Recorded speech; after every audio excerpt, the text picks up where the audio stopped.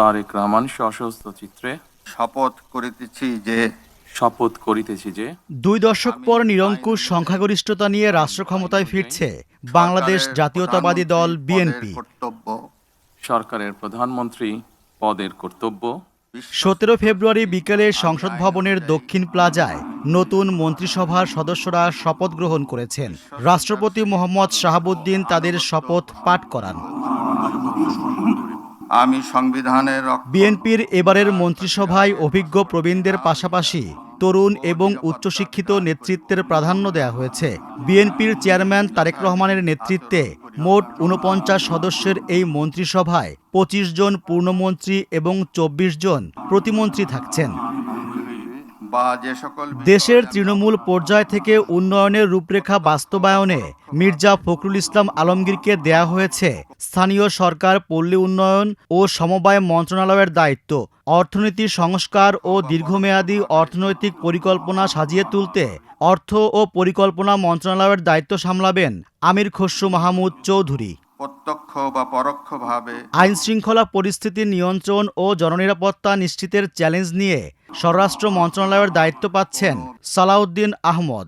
দেশের জ্বালানি নিরাপত্তা ও বিদ্যুৎ সংকটের স্থায়ী সমাধানে কাজ করবেন ইকবাল হাসান মাহমুদ, যিনি বিদ্যুৎ, জ্বালানি ও খনিজ সম্পদ মন্ত্রণালয়ের দায়িত্ব পেয়েছেন। মহান মুক্তিযুদ্ধের চেতনা ও মুক্তিযোদ্ধাদের কল্যাণে মুক্তিযুদ্ধ বিষয়ক মন্ত্রণালয়ের দায়িত্ব দেওয়া হয়েছে বীর বিক্রম হাফিজউদ্দিন আহমেদকে।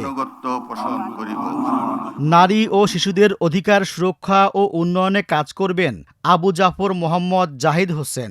পাশাপাশি সমাজ কল্যাণ মন্ত্রণালয়ের দায়িত্ব পেয়েছেন তিনি।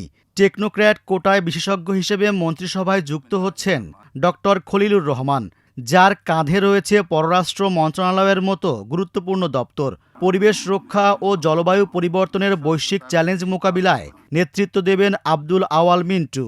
ধর্ম বিষয়ক মন্ত্রণালয়ের দায়িত্ব সামলাবেন কাজী শাহ মোফাজ্জল হোসেন কায়কোবাদ। ভূমি ব্যবস্থাপনায় শৃঙ্খলা আনতে ভূমি মন্ত্রণালয়ের দায়িত্ব পেয়েছেন মিজানুর রহমান মিনু। যে সকল বিষয় আমি অবগত হই। সাংস্কৃতিক অঙ্গনের বিকাশে সংস্কৃতি বিষয়ক মন্ত্রী হিসাবে শপথ নিয়েছেন নিতাই রায় চৌধুরী। অন্যদিকে দেশের ব্যবসা বাণিজ্য ও শিল্প খাতকে চাঙ্গা করতে খন্দকার আব্দুল মুক্তাদিরকে দেয়া হয়েছে বাণিজ্য, শিল্প, বস্ত্র ও পাট মন্ত্রণালয়ের দায়িত্ব। শ্রমজীবী মানুষের অধিকার রক্ষায় শ্রম ও কর্মসংস্থান মন্ত্রণালয়ের দায়িত্ব পেয়েছেন আরিফুল হক চৌধুরী। প্রবাসী কল্যাণ ও বৈদেশিক কর্মসংস্থান মন্ত্রণালয়েরও দায়িত্ব সামলাবেন তিনি। জহিরুদ্দিন স্বপন পেয়েছেন তথ্য ও সম্প্রচার মন্ত্রণালয়ের দায়িত্ব। অনুরাগ বা বিরাগের বিশেষজ্ঞ কোটায় আরও একজন টেকনোক্র্যাট হিসেবে অন্তর্ভুক্ত হয়েছেন মোহাম্মদ আমিনুর রশিদ, যিনি কৃষি, মৎস্য ও প্রাণী সম্পদ এবং খাদ্য মন্ত্রণালয় এই 3 বড় বিভাগের সমন্বয় করবেন। বেসামরিক বিমান ও পর্যটন মন্ত্রণালয়ের দায়িত্ব দেওয়া হয়েছে আফরোজা খানমকে। পানি সম্পদ মন্ত্রণালয় পেয়েছেন মোহাম্মদ শহীদউদ্দিন চৌধুরী অ্যানি। দুর্যোগ ব্যবস্থাপনা ও ত্রাণ মন্ত্রণালয়ের দায়িত্ব সামলাবেন আসাদুল হাবিব দুলু। বিচার বিভাগ ও আইনি সংস্কারের গুরুত্বপূর্ণ দায়িত্ব নিয়ে আইন, বিচার ও সংসদ বিষয়ক মন্ত্রণালয়ের মন্ত্রী হচ্ছেন মোহাম্মদ আসাদুজ্জামান। আবাসন ও নগরায়ন নিশ্চিত করতে গৃহায়ন ও গণপূর্ত মন্ত্রণালয়ের দায়িত্ব পাচ্ছেন জাকারিয়া তাহের। শিক্ষার উন্নয়নে শিক্ষা মন্ত্রণালয়ের দায়িত্ব পাচ্ছেন আ.ন.ম এহসানুল হক মিলন।